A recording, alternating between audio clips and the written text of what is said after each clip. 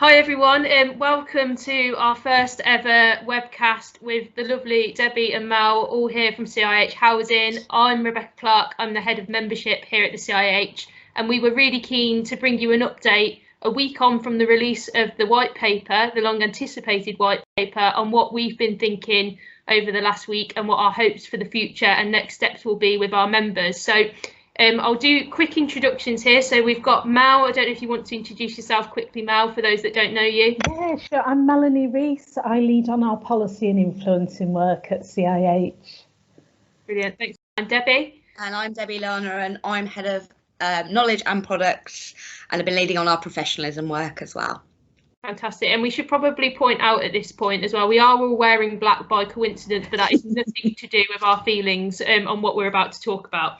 So just quickly, and we'll try and bring some sense of order, but Mel, what have you kind of been thinking and reflecting on in the last week since the launch of the white paper? Yeah, sure. I think at last was my first thought, because we've only been waiting for it 2 years, haven't we?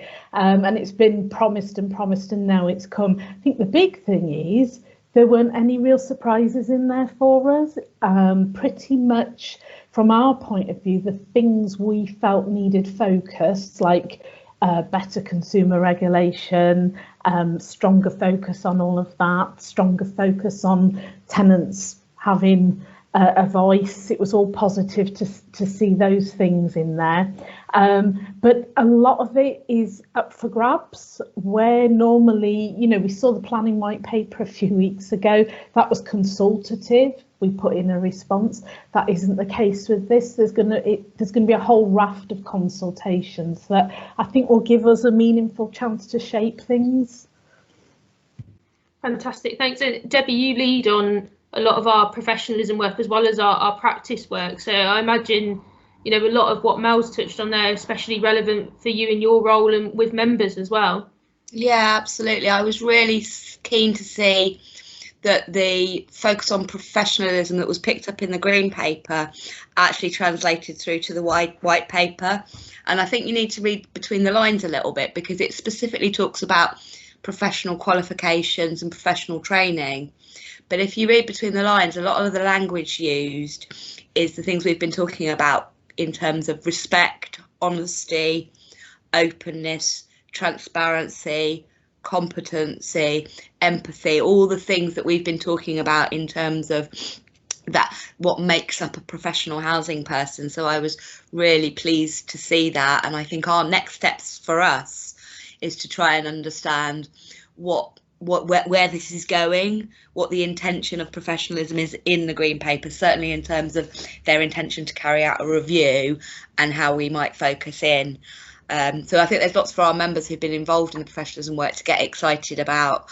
And from what I'm talking to, Bex, I talked to a lot of people who are saying the white paper has come in a good time in terms of that. They're looking at internal values of the organisation, competencies, and how they move forward. So I was really excited to see that.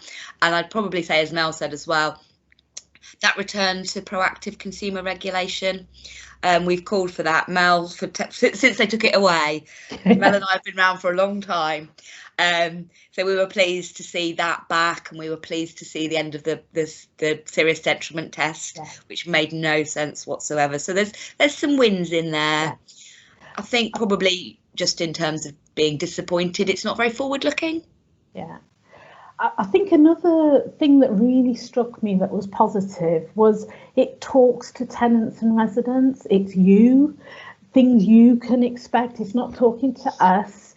And I think that shows the clear intent behind the proposals, and that's how we've got to judge it at the end of the day. Has it improved the experience of people who rent their home from a social landlord?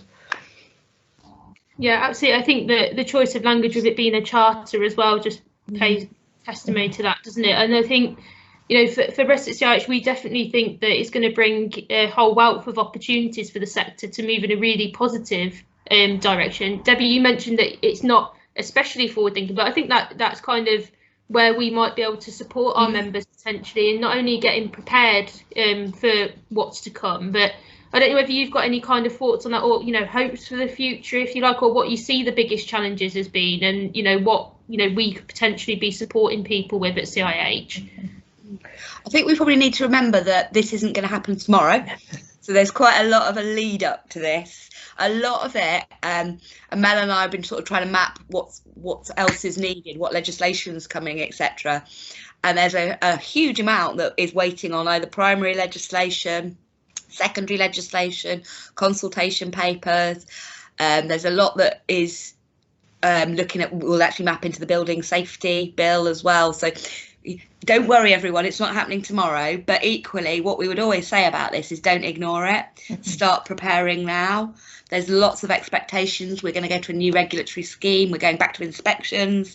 So don't sit on your laurels, but lots of good stuff coming. Yeah. Which, to be honest, we and the regulator at every opportunity has been saying to people since the Green Paper. And while we were waiting for the Green Paper, we've been saying consistently over the last 2.5, 3 years, don't wait to be told to get going. I think something that did strike me was, for all it talks about stigma and about the role of professionals in that, and we were delighted our It's Not Okay guide that we did to see the person got a plug in there. There's still some lingering tonal issues in there and language. So the Prime Minister's foreword, for example, the example from 35 years ago, it shows to me the work we need to be doing to make sure people understand what social housing is, what it does, what it's there for, who lives there, to try and influence politicians better. And society more broadly as well. There was a lot in there that still played into those misunderstandings, and the stuff around helping people into ownership.